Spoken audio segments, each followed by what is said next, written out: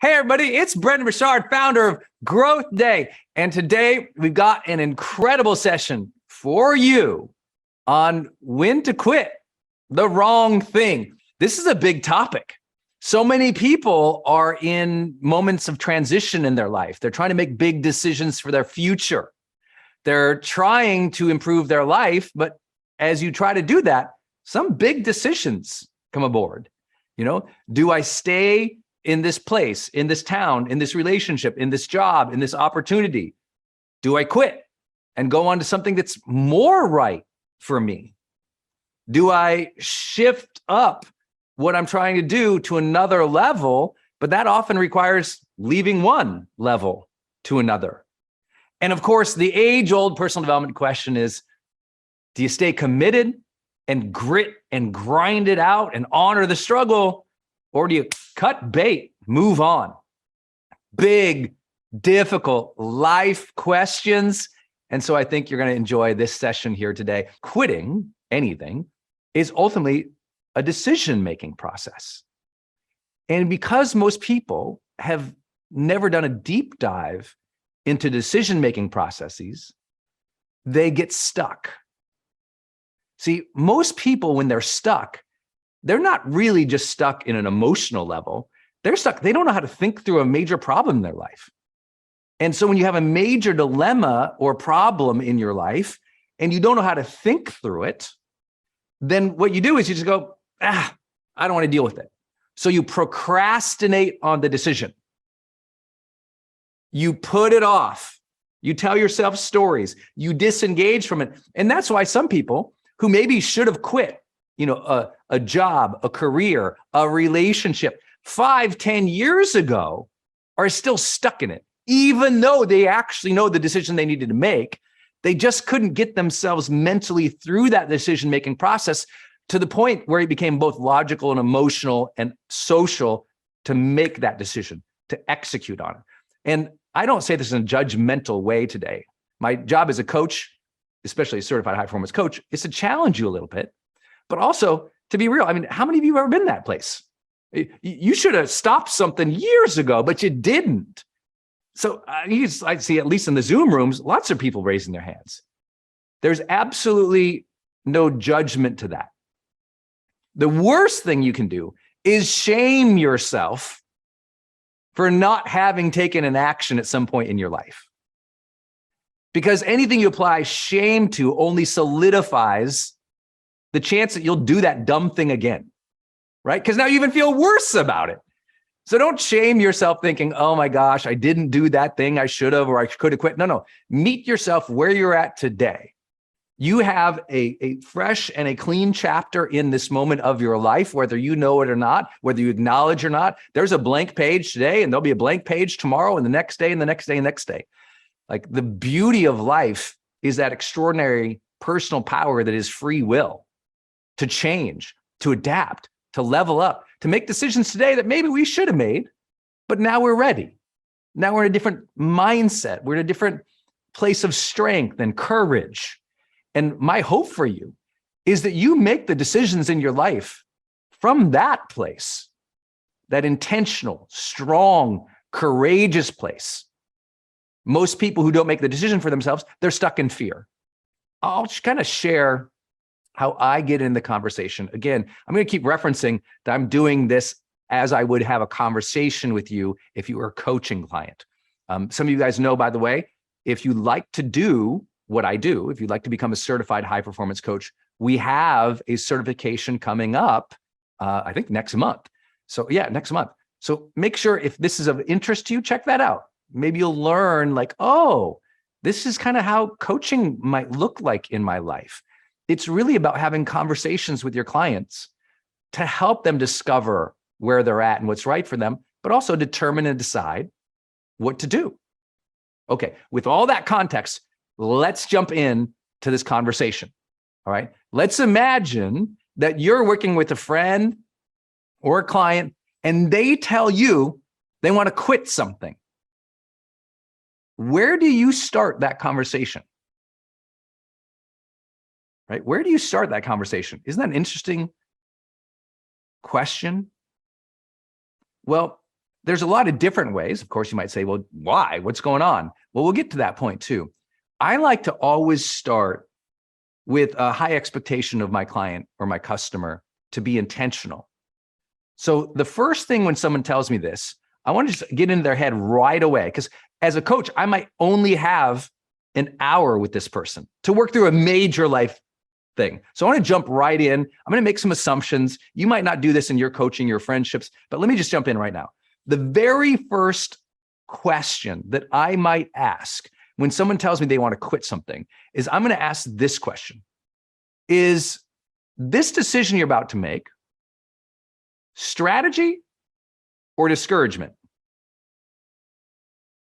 Meaning, are you thinking about quitting the thing because strategically you've thought through it and it's the right next bold move for you, your family, your career, your future?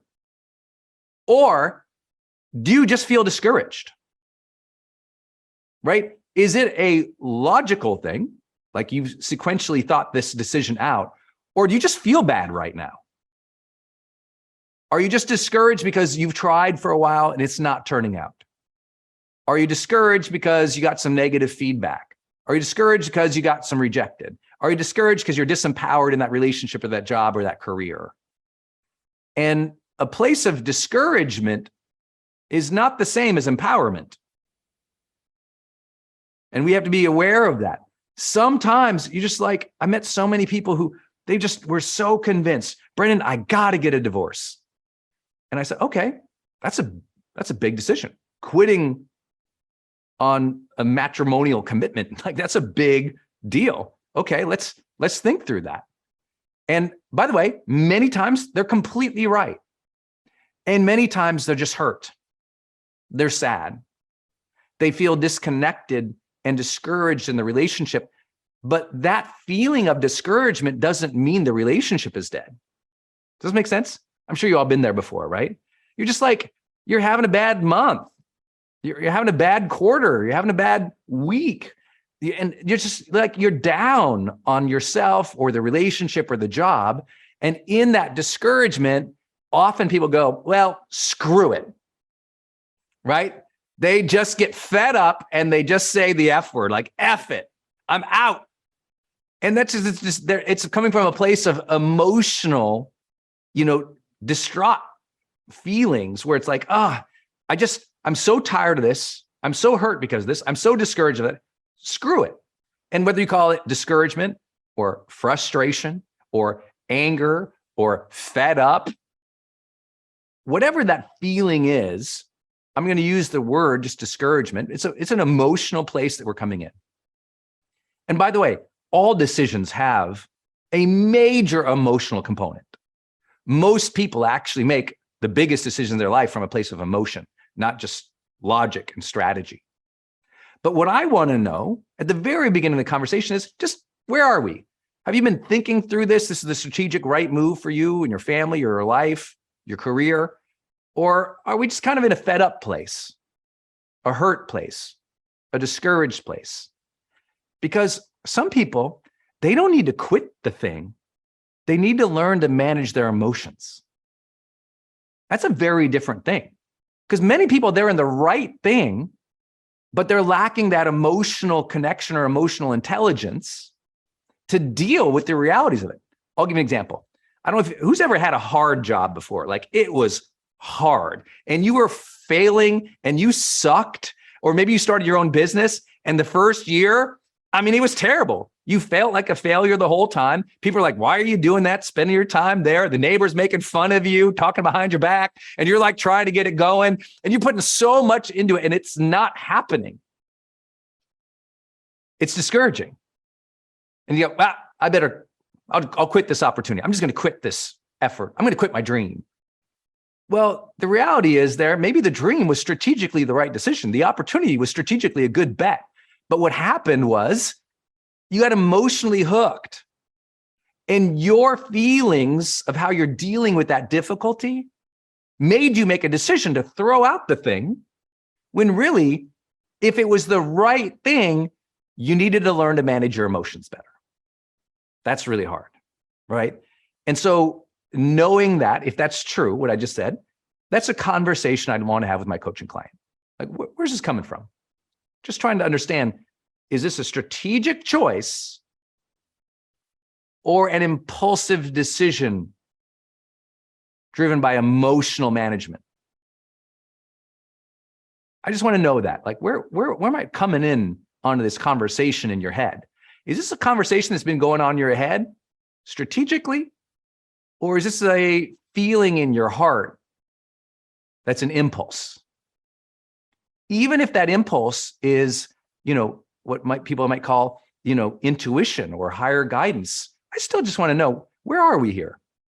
Because one of the hardest things as a coach, I'm always telling people, is like, don't make a lot of decisions from a place of discouragement. Beware of that. Discouragement equals disempowerment. I want you to be in a good place, a good state of mind, a thoughtful and a strategic mindset before you just throw out the thing, quit the relationship, quit the job, quit the dream, especially if it's right. If you're in the right place or the right relationship or the right job or the right career or the right industry, the right moment, just because it feels bad doesn't mean you should quit, right? In every relationship, there's going to be a time when it feels bad.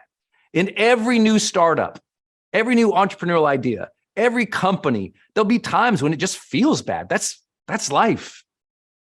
The strategic mind has to say, okay, even though this feels bad, if I'm in the right place, can I learn to honor the struggle? Can I learn to turn that discouragement into curiosity or even interest? Can I learn to take that disempowering feeling and find a way to bring joy into this thing that right now kind of sucks? I remember, and this applies at the most simplistic levels in our lives. It really does. How discouragement allows us to quit things. I'll give an example. Have any of you ever applied for a mortgage? Anyone ever gone through? How about any entrepreneurs? If you've been an entrepreneur and applied, if you're an entrepreneur and you've applied for a mortgage, that is a particular kind of hell. That is they don't believe in you. They don't trust your income. You might earn more than your neighbor. They don't believe you. It's an awful process.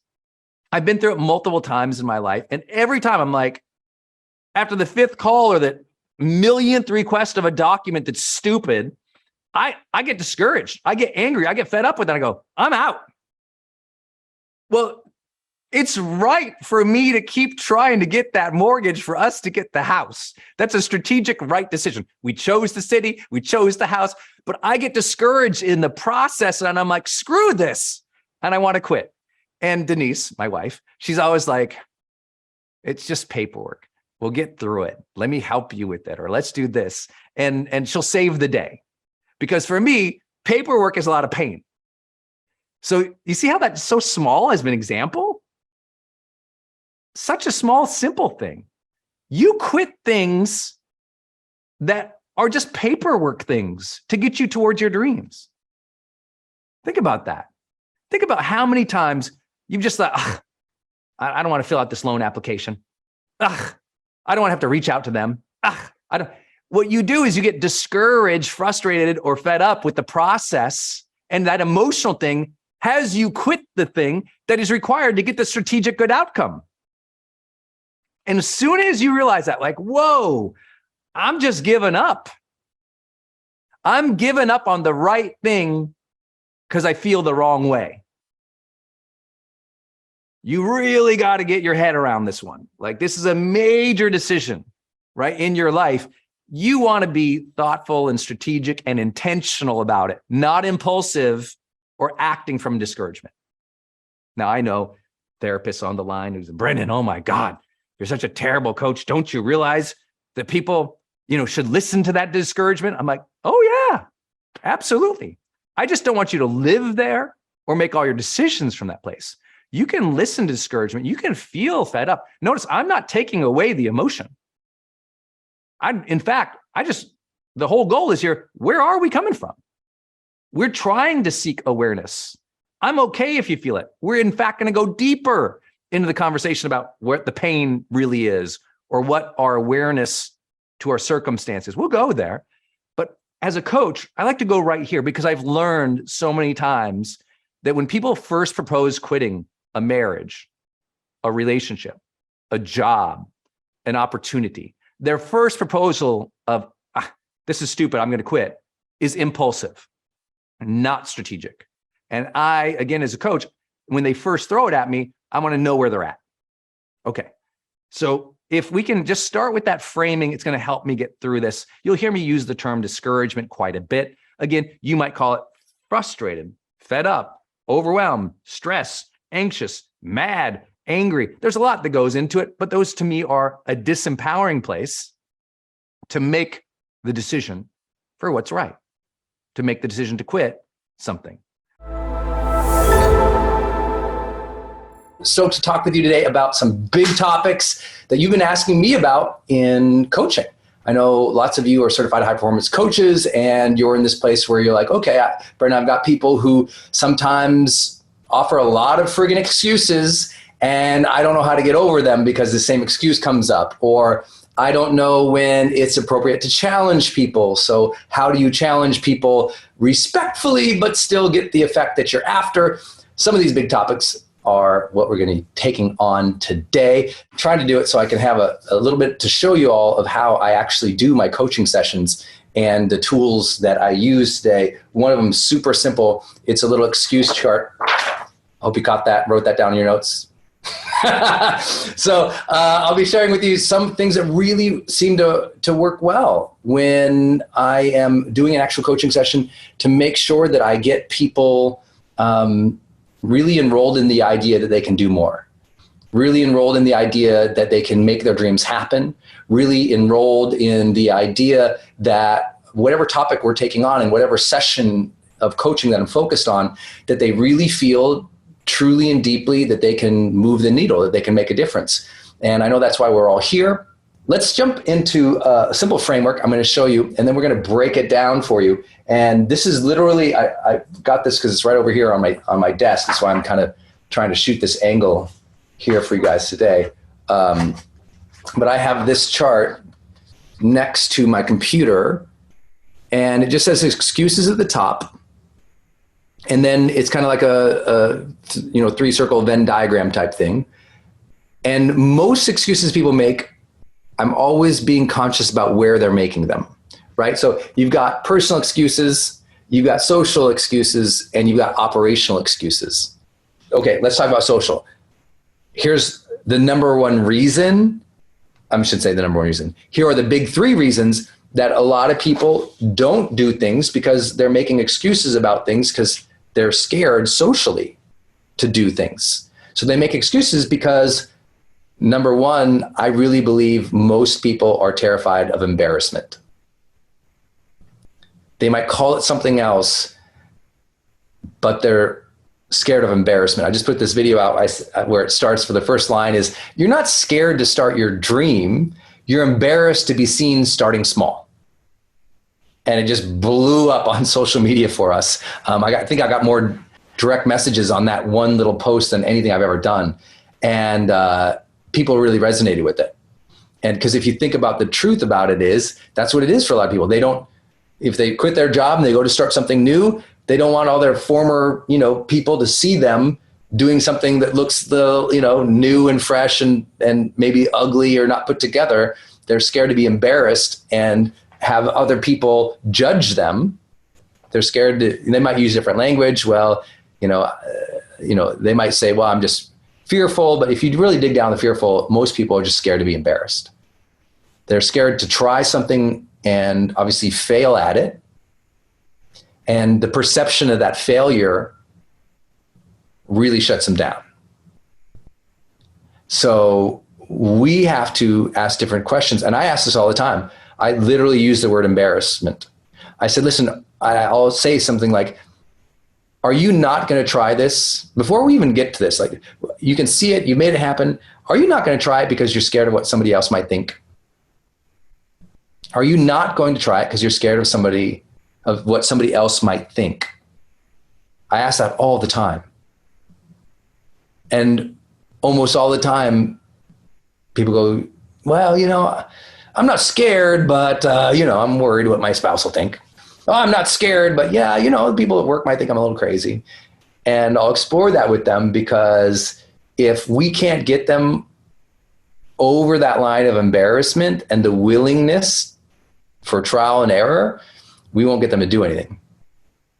And so my way through embarrassment for me is two different ways, just depending on who the person is.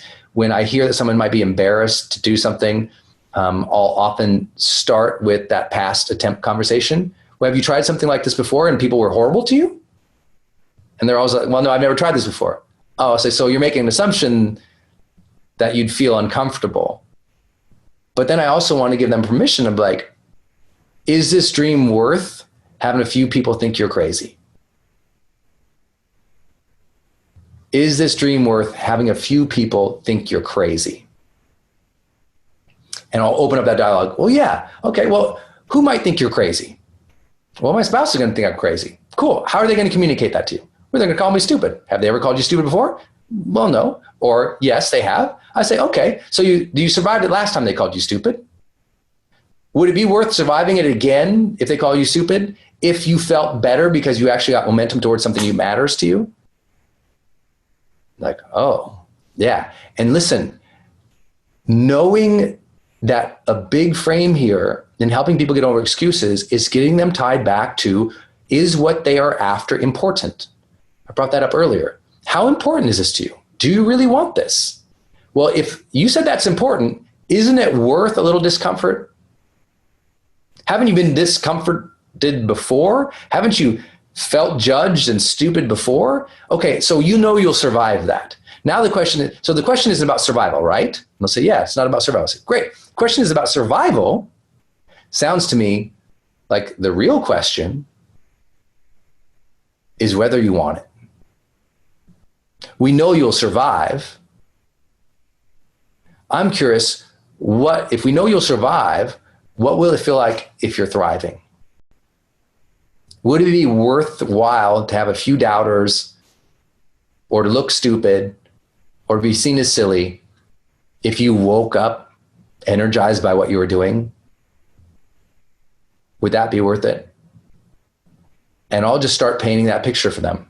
Would it be worth it if you woke up and you knew you were doing what you were meant to do? Would it be worth it if everyone else thought you were slowing down, taking a step back, but you actually felt like you were moving towards that next chapter, you were moving towards that better thing? Would that be worth it? And because see, worth can be flipped on its head. We think worth is all about someone not feeling worthy, but I'll use worth it all the time. Is it worth it? Would it be worth it to have someone? And then I'll play it out too. If someone's really concerned about, okay, so what are they going to say to you that's going to make you feel embarrassed? Because remember, communication, having someone use self-talk or use the talk of other people in coaching is really powerful. I don't want to bring this up to my husband because he's going to get mad. Oh, what's he going to say? I don't want to bring this up to my husband because he's going to get mad. Oh, what's he going to say? Well, he's going to say that, I'm just stupid and I'm wasting our money. Oh, has he ever said that before? And either it's yes or it's no. If it's no, then say, well, then don't put words in your husband's mouth if he's never said it before, because isn't it true? He said a lot of things that you could not have anticipated. Oh, yeah, okay. Yes, it's true, Brendon. Okay. If it is true, if you said it before, I say, did you survive? You're still here. So if you survived it, it's not a question of survival. Now let's talk about, what do you want to thrive? How do you want to feel? And I'll work through it that way. But embarrassment, I hope you see there's a lot of different angles into embarrassment. I want to know if someone said, I'd be so embarrassed to quit my job because people, would think I'm crazy to start the stream. I'm like, what are they going to say to you? What do you mean? Well, if you're going to be embarrassed, obviously they're going to say something to make you feel embarrassed. What do you think they're going to say to you? And then they start to realize the excuse is lame because they can't even think of what they're going to say. Or they'll say, well, they're going to say that I'm irresponsible. Are you irresponsible? No. Okay. And then would you like me to call you other names that you're not? Because I feel like that wouldn't be such a big issue. If you know it's not true, but people still say it, does it really impact you?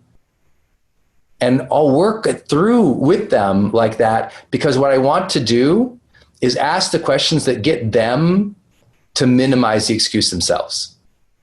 And one of the best ways to do that is make them say the thing that they're so scared everyone's going to say.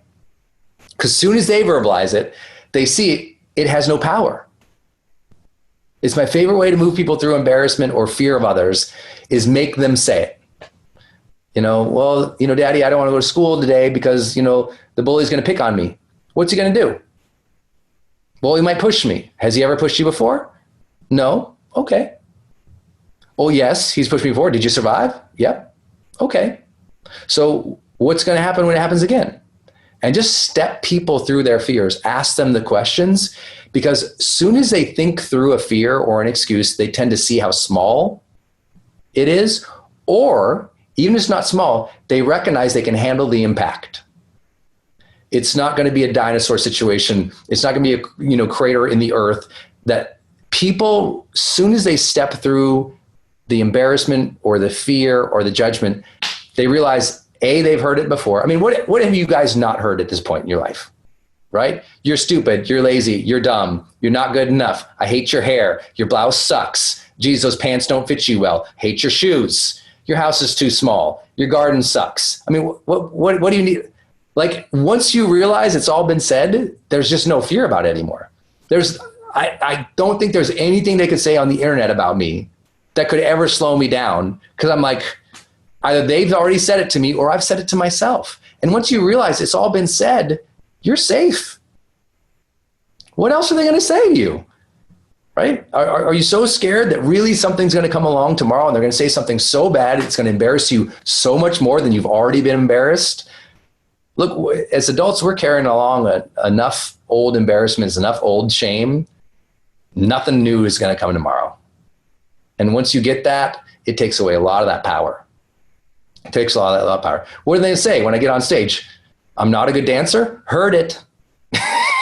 It's nothing new to me. It's like, once you've heard it, you're like, I'm good. I can go out there and completely dork out on stage with zero holding back, because what else are they going to say? I've already heard it before. I've had it all said before. Brendon, your fly is down. Okay, that happened. What else it's just going to happen. I'm okay with it. It's not a problem. So don't worry about being embarrassed. And I got to get our client, you have to get your clients to that place. And the best place is step it through, have them see it, have them say it. And once they've said it and communicated it, the power is gone.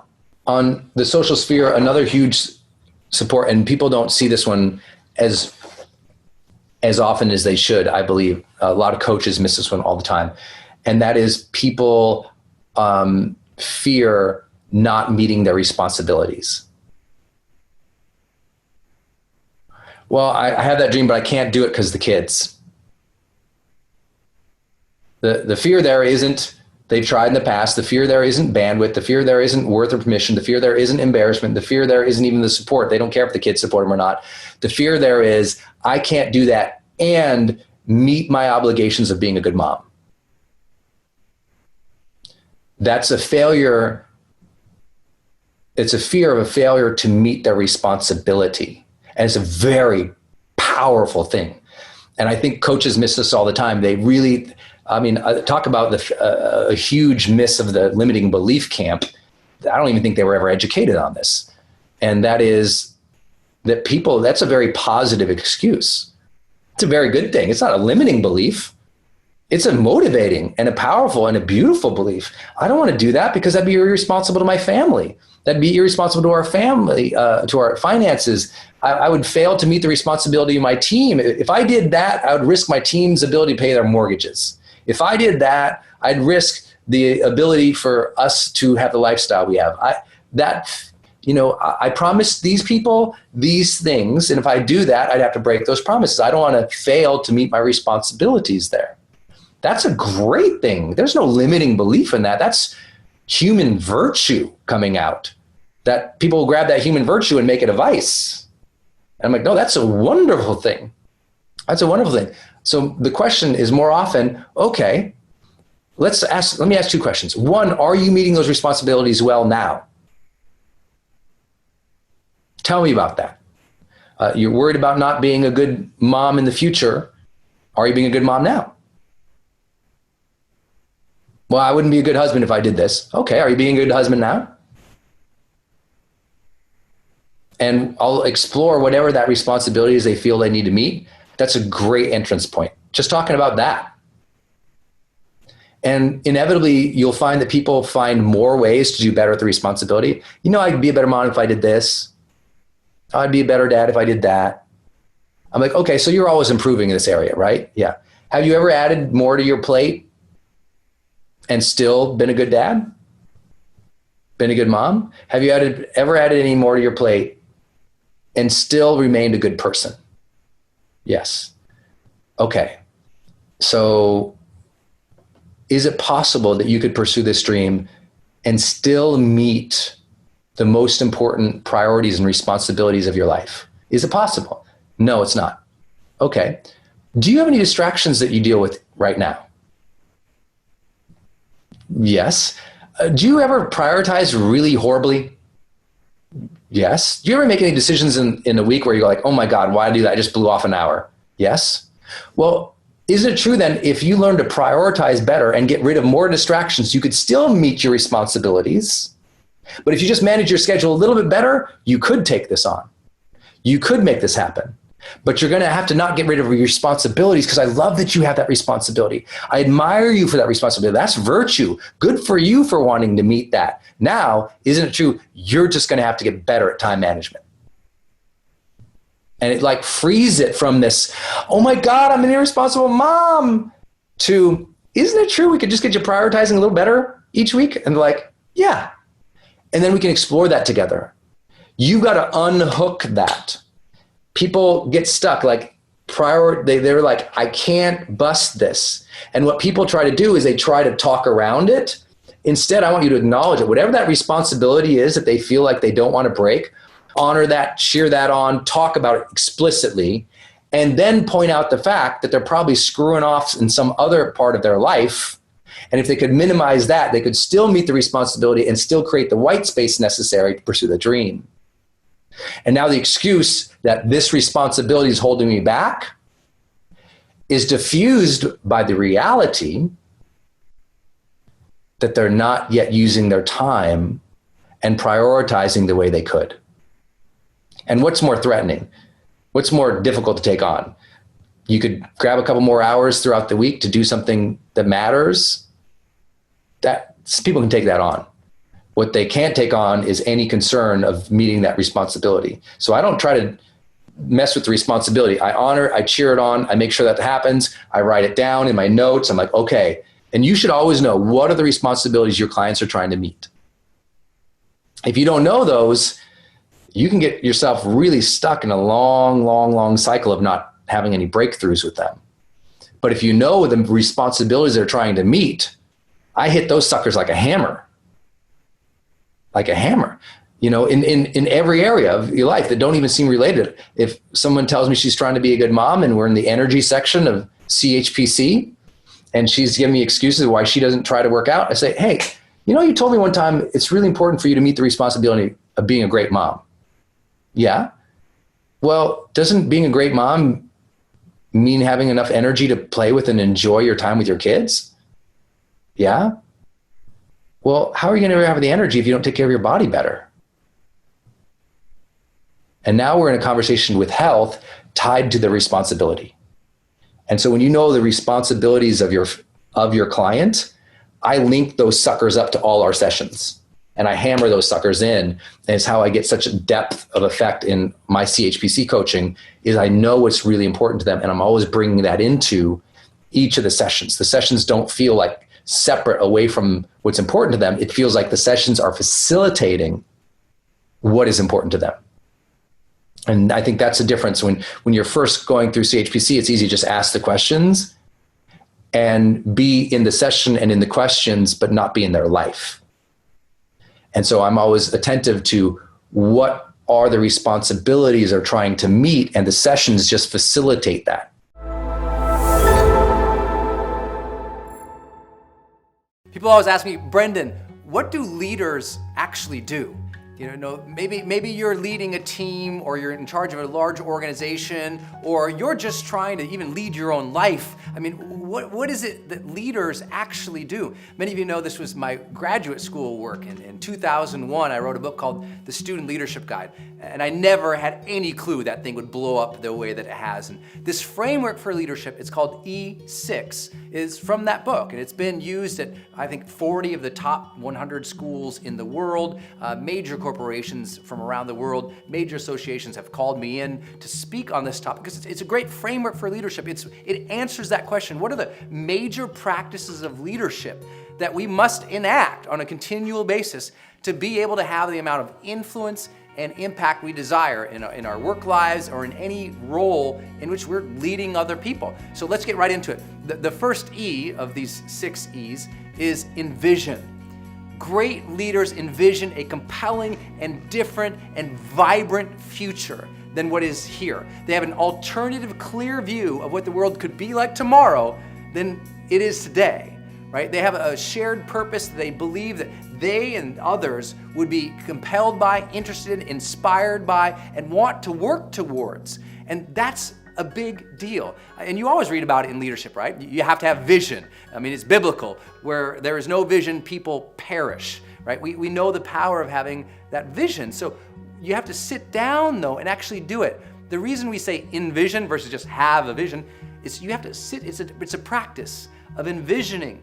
What should tomorrow look like for my team? What should tomorrow be like for my business, for my organization? What should tomorrow be like for my life? And not just tomorrow, a long-term mindset and view.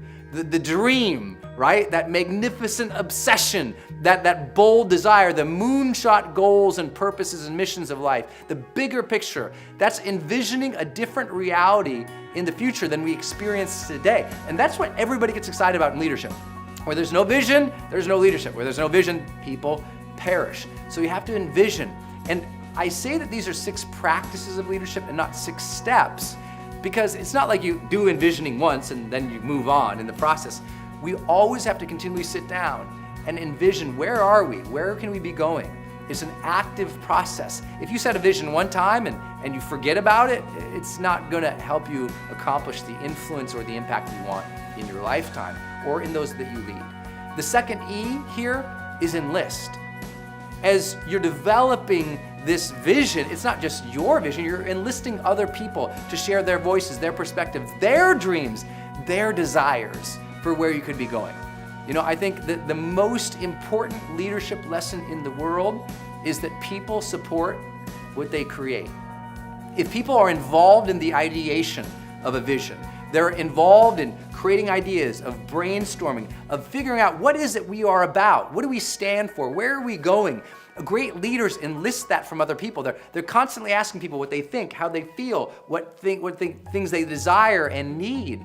And it's that enlistment that is always going on. A great leader is always enlisting other people to believe in the dream, to shape the dream, to stay dedicated to the dream. It's an honest and an authentic and a genuine desire to see other people be involved in the process and to enjoy that process. I mean, it's so vital. And that methodology of how do you get people involved in that? You're asking questions.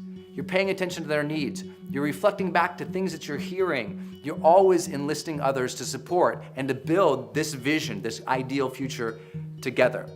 And the third thing that great leaders are always doing is embodying their message. They stand for something. There's a congruence between who they are, the behaviors that they're enacting into the world, how they treat people, what they're working towards, and what they say is important, right? It's just basic line. It's integrity. It's a congruence between what we say we're after and how we are behaving. And there's nothing more important, is there? It's that old message. It's like, you don't believe the message unless you believe the messenger.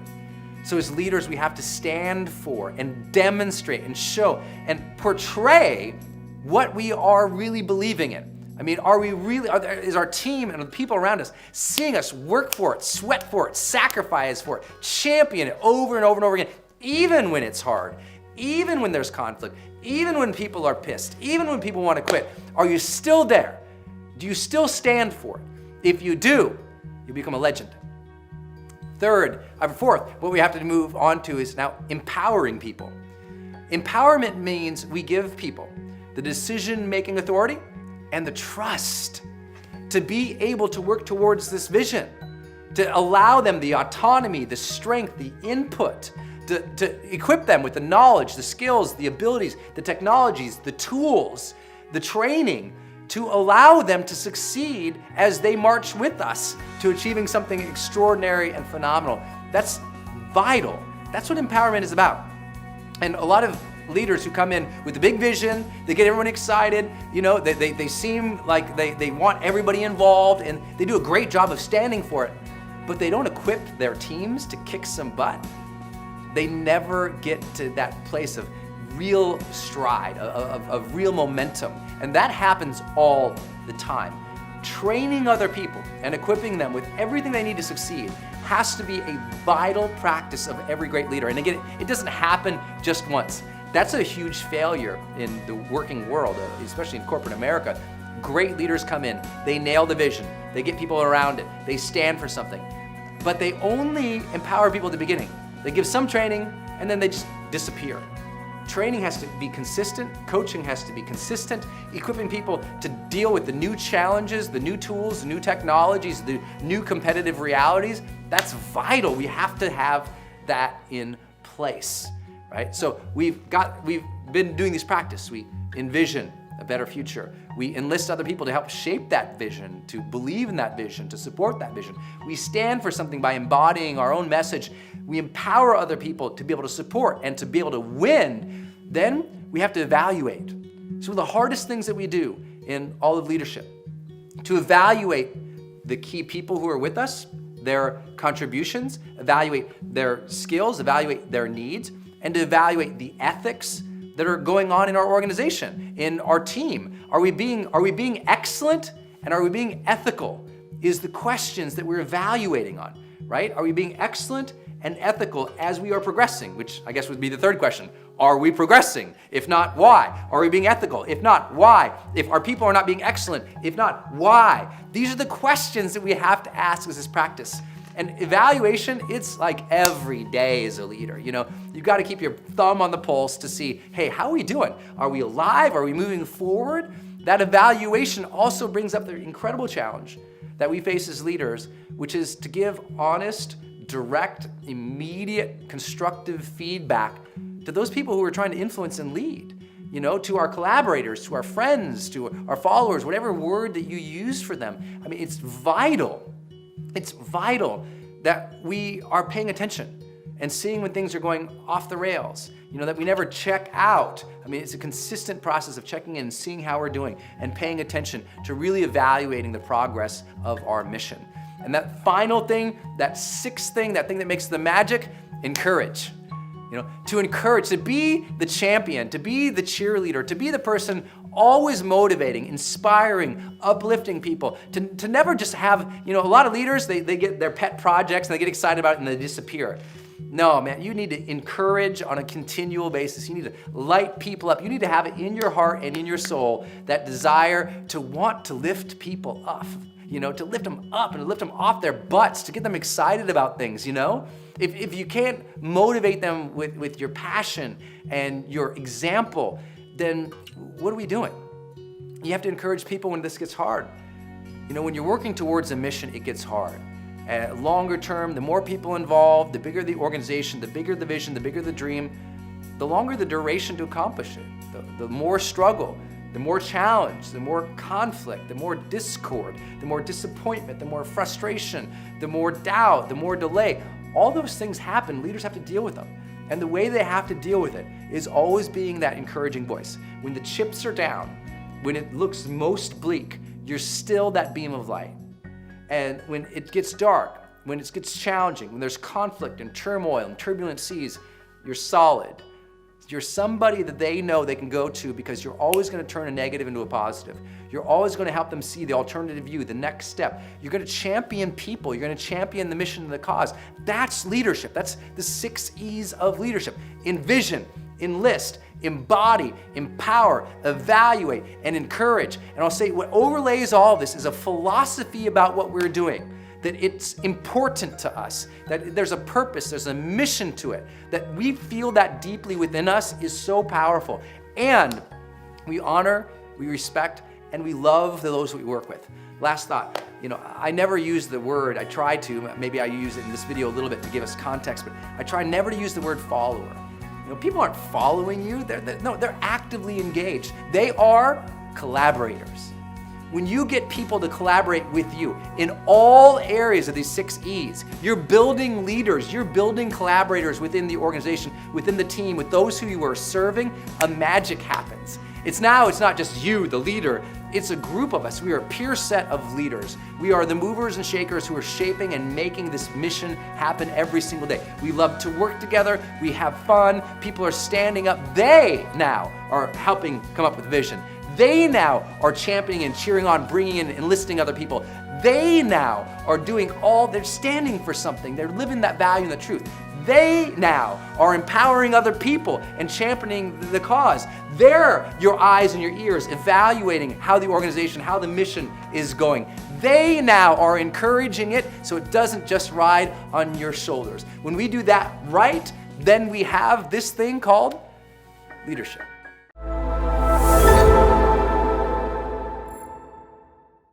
Hey guys, it's Brendon Burchard and welcome to another episode of The Brendon Show. Hey, in this one I'm really excited to share with you a conversation about developing a higher level of gratitude and positivity in your life and how to do that in uncommon ways. Look, I know you already know you should have a gratitude journal and you should be thankful and the world is good, but how do you really develop that so that it sticks is the conversation of this week's episode. So I've got 6 strategies and we're going to jump into these and I really want you to write these down. So make sure you have a journal and you just write it across the top of it. 6 uncommon strategies for developing greater gratitude, right? 6 uncommon strategies for developing greater gratitude. Hopefully some of these are common sense, but I'm going to ask you to do something today, and that is to rate yourself on how well you've been doing at these things. And when I ask you to rate yourself, I'm going to ask you to rate yourself on a scale of 1 to 10. 1, you suck at these things. You're terrible. And you know it. 10, you're so good at this, other people see you as a role model. They're like, wow, this person's really figured out this part of their life. And so that's how I want you to rate yourself on each of these. We're going to jump into the very first uncommon strategy for developing greater gratitude right now. And here it is. Notice your complaints. Now, it's hard to be grateful for something and complaining at the same time. I know you know that. But what you'll also see is that it's easy today to get trapped into this cycle that everybody's in of complaining, right? We complain about our leaders. We complain about our team. We complain about social media. We complain about television. We complain about the media. We complain about the traffic. We complain about the goals. We complain about the things not working. We complain about the inconveniences. And if you actually listen, and I want you to really encourage you to do this, if you actually start listening for how often people complain, I think you'll be stunned. And I think if you'll start listening to how often you complained, you'll be disparaged. You'll start going, I never realized I complained so much. And I know it's making an assumption because I don't know you. And maybe you actually are one of those people who you score a 10 here. You go, look, I'm very aware of my complaining. I don't complain. I keep a positive mindset. But I'm curious about how often you complain, speaking it out loud, but also internal, right? A lot of us complain all day long in our brain. We might not say it to our spouse or our team, but we think someone's talking to us and our mind goes, oh, here we go again. She's going to say it again. I know it. I cannot believe it. And maybe we're not expressing it to her, but our mind is like, I can't believe this person here. And the complaint is inside. Those count. Notice you're complaining. It might not be what you're just saying. We always think of complaining as just the verbiage going out. It's also the thoughts spinning inside. So how often do you complain about your boss in your mind? How often do you complain about your work in your mind? How often do you complain about your spouse? How about those kids? How about the inconveniences that you have to face every day? How many times have you actually complained incessantly about politics in the last 12 months? My guess is it's been a lot, because most of society is there. And I'm one of those people, probably like you, who really loves human behavior. And so I'm one of those guys who I just love to sit and watch people at the airport, or love to sit and watch people at cafes. And it is amazing how many people look and they're talking like this.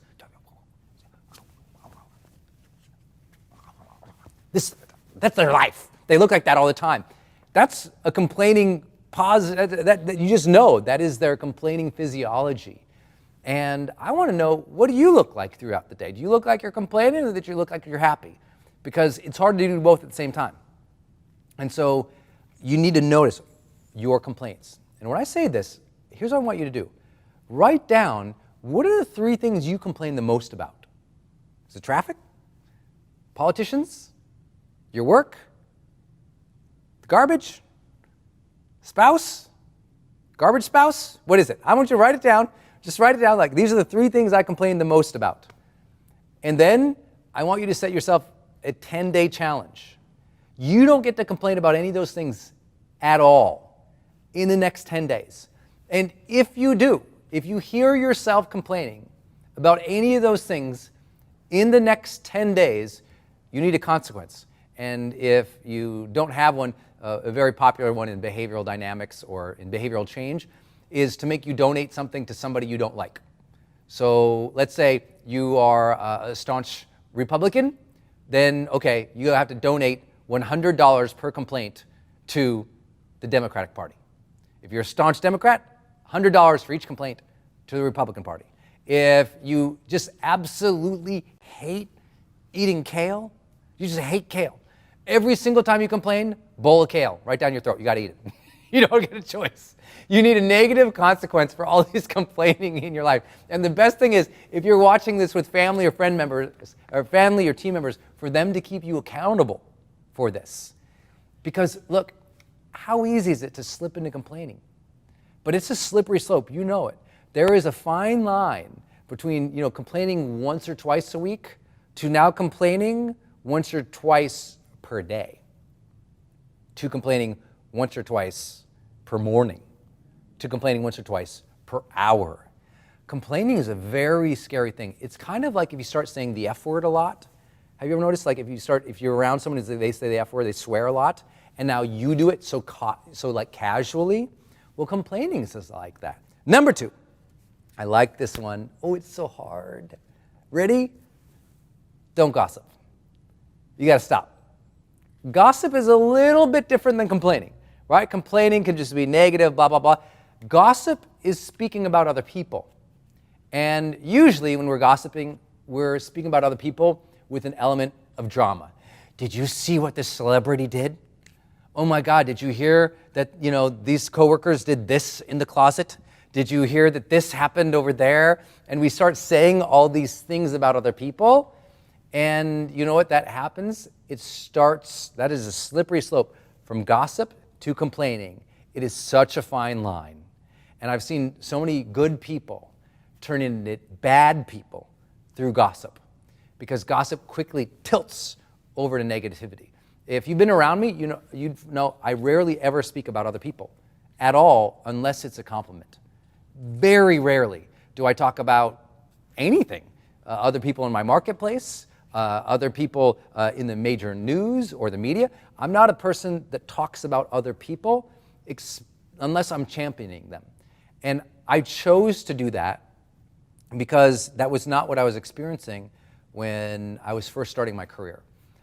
There was so much gossip about other people in my industry, and I mean from what they eat, to where they're going out, to who they're hanging out with, to what they wear, to just the stupidest stuff. And listen, if you spend a lot of your time on stupid, you miss life's blessings. Isn't it true? The more time you spend on stupid, meaningless things, the less time for noticing meaningful things. Isn't it true? That's why we need you to get rid of gossip. Gossip is filler. And if there's filler of stupid in your life, of stupid conversations, of stupid gossip about other people, of reading those dumb magazines that add no value to your life or no value to your education, and you're reading all the gossip rags and all the gossip tweeting and all the gossip social media, every little thing that you're pulling from that, it is feeding your heart and your soul. And it is a meal. And so if you're eating junk food all day, you have no room for health food. Does it make sense? And if you have no room for health food, you're never going to get healthier until you remove the unhealthy food. We can say all day long, cram kale down your throat.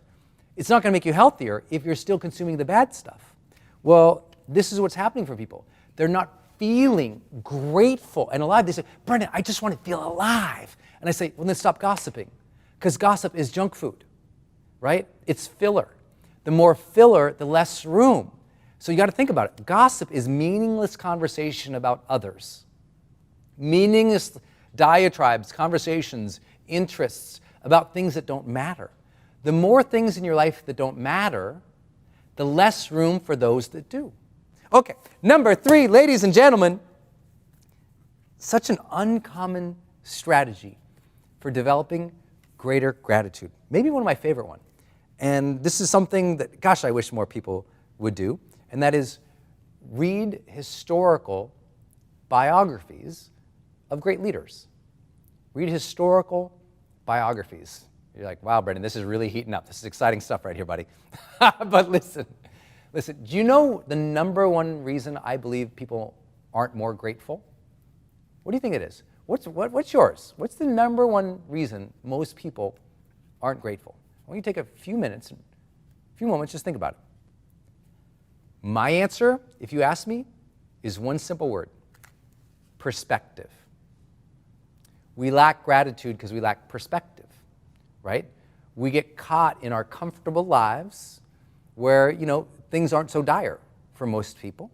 Most people are getting through their day, going by just fine, They might be struggling, but maybe they're not suffering at levels other people are. And what I have found in being deeply connected to history is how far we've come. It's pretty hard to complain about the world when you read history. Specifically, I like to read historical biographies of people because it shows you how far they came, how difficult of circumstances they were challenged with, and they kept rising up over and over and over again. It shows you their perspective of what they appreciated, what they fought and battled against, and it makes you realize that, the traffic that you're facing in your nice, relatively new SUV as you're taking the kids to a nice school ain't such a big deal. It shows you that that tiny apartment that maybe you don't like or you're not in love with, that, boy, it's a whole lot better than living in a tent city in a refugee camp. History gives us sort of perspective. Today was really stressful. We're not in war. There's not bombs dropping on our head, right? There's so many, gratitude gets deep with perspective. So here's another one. This will make you the happiest you've ever been in your entire life. And you're probably not doing it as much as you could. And that's this one. Volunteer. Americans used to volunteer a lot. Now, very little. And outside of donations, giving campaigns, Americans are volunteering less and less hours year after year after year after year. Now, some studies, by the way, would dispute that, but we do know that volunteer membership is down, right? Junior Achievement, Kiwanis, YMCA, Rotary, Lions, all experiencing dramatic drops in membership over the last decades, and it's too bad because community service and hours out in the community will make you happy. And so for you have to find what is something you can do in your community that allows you to volunteer for those who are less fortunate. Now, I'm not saying, now I want you to really listen to that. Volunteer for those less fortunate. I know that we can say, well, Brendon, I volunteered at the Modern Museum of Art to, admit people. And I'm like, so you waited and you helped people, rich people, get admittance to a fancy museum. I don't diminish that in terms of volunteer experience, but I'm not sure that's going to make you that much more of a grateful person. I think you need to get in a soup kitchen, and you need to get around really poor people who are hungry and displaced and scared. Because when you get around that, you appreciate your secure life. And I'm not saying everybody watching this that we're all rich and everything's great and we're all privileged, because I know that a lot of people watch this. We're in personal development land. We're trying to get better and improve the quality of our lives. So please don't make this a, rich people versus poor people, poverty versus that. I'm just saying that for whatever level you're at, I guarantee there's a level there of those who are less fortunate than you are. Get in their vicinity every single month in some time of volunteer activity, and you'll find yourself, you won't complain as much, because sometimes we just got to see things to really feel them. And I think that the happiest people that I've met my entire life were volunteers. Next up, this is a good one. I like this one. Someone told me these two things, and it made a big difference. It was one of my first bosses, if I remember right. They said, how many of your discussions do you address luck and beauty? And this was their two things they gave me, and I really liked it. Luck and beauty. So how often do you say, I'm so lucky. Honey, we're so lucky. We're so blessed. Look at it. How did that turn out? That was so lucky. To acknowledge the coincidences of life that are blessings, because there were things that came into your life that you didn't draw, you didn't attract, nice, positive, wonderful things that are there for you. And people go, some people say there's no luck, there's no coincidence. I'm not, that's cool, but you can still talk about it that way. You can still acknowledge luck. My wife and I are constantly, matter of fact, every time I get on a plane, right before the plane takes off, I'm always texting my wife and telling her that I feel like the luckiest man on the planet. And she always writes back, hashtag luckiest. That's like, we always are doing that with each other because we want each other to know that in any given circumstance, imagine if that plane I'm on crashes. I want her to know that I feel lucky for my life, that I felt blessed every moment that I was here on this planet. And it's important to me because that luck draws reference for life, right? Really important. But then beauty too. Like, my wife is really good at pointing out beautiful things. Whether it's a beautiful floral display or beautiful trees or beautiful sunset or a beautiful rainbow. I mean, literally, last night when I left this office, she texted a picture of a rainbow outside of our house. And she's really good at calling that out. But you could do that at simple things, little design things that are beautiful. Point those out. But here's the operative word, discuss. There's one thing, noticing the rainbow, and then there's another one, telling 10 people, hey guys, you see the rainbow? Different, right? One is just intellectual, oh, it's pretty. The other one is putting the expression into the observation. And once you express the observation, remember, an expression is emotion, you feel more reverence for life. So think about all the conversations you've had in the last 6 months. How often do you talk about luck? How often did you talk about beauty? And if those aren't there, how could you expect to have a deeper level of gratitude? This is my last advanced strategy. And it's something that, ironically, I thought most people still did, and then I found out that most people don't. And that is write love letters. I want you to write love letters to your spouse, to your kids, to your aunts, and to your uncles, and to anyone you care about in your life. And I want you to write it with your hand. And they still make these things, God, what are they called? It's like this tube. And the tube's usually about yay long. And in the tube, there's a liquid. And what happens when you press this metal part of the liquid against this parchment paper, what happens is the liquid comes out onto the paper. I mean, it's amazing. Most people don't know that because they can't hold it because their hands are like this all the time. So if we could get you to stop typing, because when you're like this all the time, right? Or like this all the time, it's hard to hold a pen when you just can't. You ever talk to someone, you're still thumbing through something, but you're not holding the phone? Yeah, I know, you're like that. Lots of people are doing that. Put the phone down, put the computer aside. Don't email them a thank you letter or a love letter. Write a letter to them, like a love letter. Like tell them why you appreciate them, why they're amazing, why they're extraordinary, why you're thankful for them and write it. And no, don't just do what I just said in 5 sentences. I'm appreciative of you. I'm thankful for you. Heart, your name. No, do a little bit more than that. Write a letter. Write a love letter. You know, there's something about the act of writing that changes people. And they know this from psychology tests too, is that when you make somebody write a letter of gratitude or a letter of love, it's very different emotional and brain activity than it is just typing it. It's very different. When you're writing it, you're feeling it, right? And it's your art, it's your words, and on a piece of paper, it changes the game. So I want to challenge you to think about that. When's the last time you wrote a love letter to, if you have parents and they're still alive and you love them, write them a letter. If you have somebody who has really served you and taken care of you or role modeled something for you in life, write them a letter.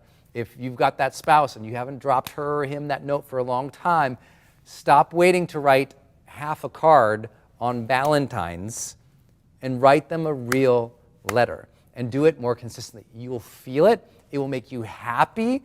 And what happens for a lot of people, the reason they're not gratitude is they lost the language of thankfulness. Because what do? They go, thank you, comma, and write their name. And that's their language of gratitude. So if you challenge yourself to write a 1, 2, 3, 4 page love letter to people, it's like a challenge.